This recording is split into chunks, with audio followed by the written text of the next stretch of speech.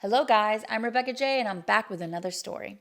For most of human history, we've been taught a simple story about how civilization began. Humans slowly learned to farm, permanent settlements formed, cities emerged, kings ruled, history, we're told, moved forward in a straight upward line. But there is one ancient document that doesn't fit that story at all. It's known as the Sumerian King List. Have you heard of it? It reads less like mythology and more like a government archive that survived something catastrophic.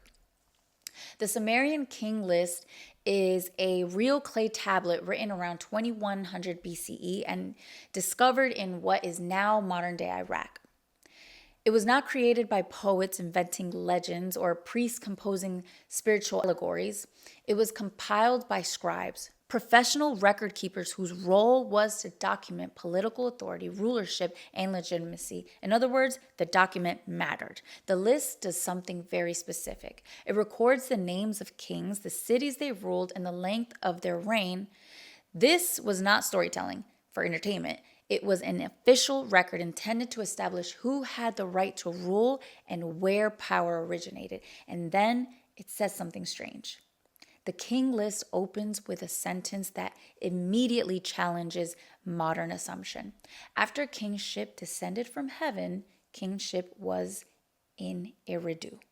That phrase, kingship descended from heaven, appears repeatedly throughout the document. Modern scholars usually interpret this language as symbolic or religious metaphor, but the problem is this. The same document later lists kings, cities, and dynasties that archaeology confirms were real. Their cities have been excavated, their reigns align with known historical timelines, their names appear in other inscriptions. The Sumerians did not separate myth from history the way that we do today. To them, this was all part of the same continuous record. The King List is clearly divided into two sections. The first describes kings who ruled before a great flood. The second records the kings who ruled after it. Between these sections, the tablet makes a blunt statement. Then the flood swept over the land. After that line, everything changes. Before the flood, the kings do not rule for decades or even centuries. No, they rule for thousands, sometimes tens of thousands of years. Alulim is said to have ruled for over 28,000 years. Alaglar ruled for 36,000 years, and Enemalonana ruled for 43,000 years. These numbers are usually where people stop taking the document seriously. But what matters is that these figures are not random. They follow the Sumerian base 60 numerical system, the same system still used today to measure time, angles, and geometry. This was deliberate. The scribes believed these numbers had meaning, even if that meaning is no longer clear to us. Historians have proposed many explanations. Perhaps the numbers are symbolic. Perhaps they represent dynasties rather than individuals. Perhaps time was measured differently. Or perhaps these kings were semi-mythical figures. All these explanations are possible. None of them, however, explain what happens next. After the flood, reign lengths collapse abruptly. Kings rule for 30 years, 40 years, 60 years, normal human lifespans. Even more significant, many of these post-flood kings are independently verified by archaeology. Their cities existed. Their reign overlapped with known historical periods. Their names appear on other records. This creates a serious problem. You can't dismiss the entire document as myth when part of it demonstrates that it's real. The flood itself is not an isolated story.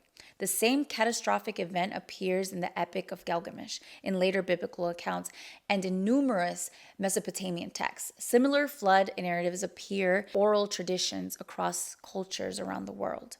For centuries, scholars assumed these stories were symbolic. Modern geology has complicated that view. At the end of the last ice age, massive floods occurred. Sea levels rose rapidly. Entire coastlines were submerged. Human settlements disappeared. The Sumerian King List treats the flood as a dividing line in history.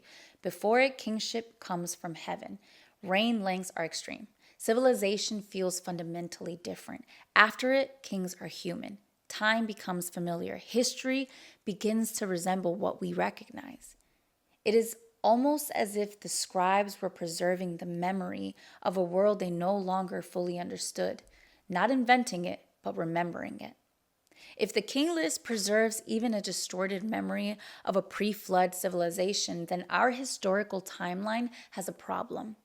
It would suggest that civilization may have existed earlier than we think, that advanced knowledge could have been lost, and that history may be a cycle rather than linear. This idea connects directly to the discoveries like Göbekli Tepe, a massive stone complex built at a time when humans were supposedly incapable of such construction, a site that should not exist, yet it does. The Sumerians were not trying to impress future generations. They were not writing science fiction, they were documenting authority, power, and lineage, the backbone of civilization itself. And they believed there was a world before the flood, that it ended violently, and that everything after it was different. They did not call this myth, they called it history. The Sumerian King List is unsettling, not because of what it proves, but because of what it suggests. That human history may be incomplete, that civilization may rise, fall, and rise again, and that some records survive not as legends, but as fragments of our memory. Sometimes the strangest stories are not the ones that sound unbelievable. They're the ones written like official records from a world that didn't make it.